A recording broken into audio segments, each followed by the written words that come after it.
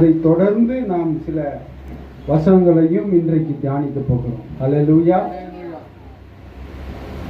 இதிலே ஒரு முன்னோட்டத்தை, ஒரு முன்னாடி நடந்த படித்ததை நாம் பார்க்க போகிறோம். முதலிலே ஏதேன் தோட்டத்திலே தேவன் யாரோடு உலவினாரு? ஆதாம் ஏவாளோடு சம்பாஷித்தார், பேசினார், அவர்களோடு இடைப்பட்டார். ஆனால் குறிப்பிட்ட காலத்திலே தவறு செய்கிறான். தவறிலே அவன் விழுகிறான். ஏதேனிலிருந்து வெளியே அனுப்பப்படுகிறார் ஆதாமும் ஏவாளும். பிறகு அந்த ஒரு பத்திரத்தை, ஒரு டாக்குமெண்ட் எழுதுகிறான் சத்ரு. இவன் யாருக்கு அடிமை? யாருக்கு அடிமை? சத்ருவுக்கு. எனக்கு அடிமை. ஆண்டவருடைய பிள்ளை என்பது சொல்வதற்கு இல்லை.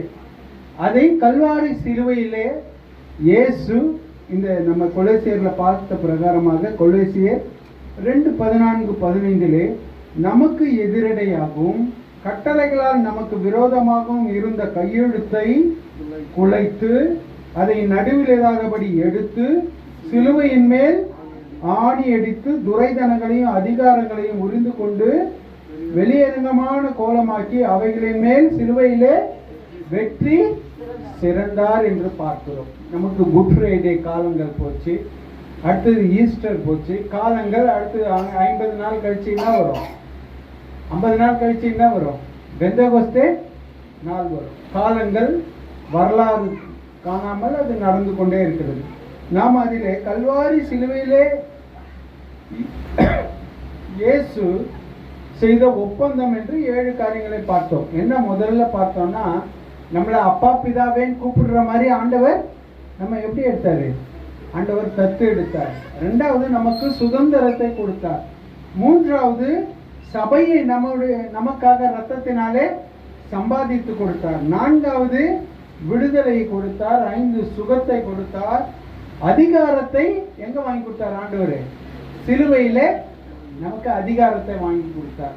7வது நமக்கு நித்திய ஜீவனை கொடுத்து நித்திய ஜீவனையும் நித்திய வீட்டையும் நமக்காக ஏற்படுத்தி கொடுத்திருக்கிறார். ஹல்லேலூயா. கர்த்தருடைய பரிசுத்த நாமத்துக்கு ஸ்தோத்திரம். இந்த நாளில் கூட கொஞ்சம் கவனித்தால் இயேசுவானவர் சிலுவையிலே மரித்து வெற்றி சிறந்தார், நமக்காக ஜெயத்தை வாங்கி கொடுத்துட்டார். அப்போ ஏதோ ஒரு கஷ்டப்பட்டு ஏதோ ஒரு பல பயிற்சிகள் எடுத்து ஒரு கப்பு ஒன்று வாங்கி கொடுக்குறாங்க. அந்த கப்பு எங்க வைக்கணும்? அந்த கப்பு ஒரு ஜெயம் எடுத்த ஒரு ஷீல்டு,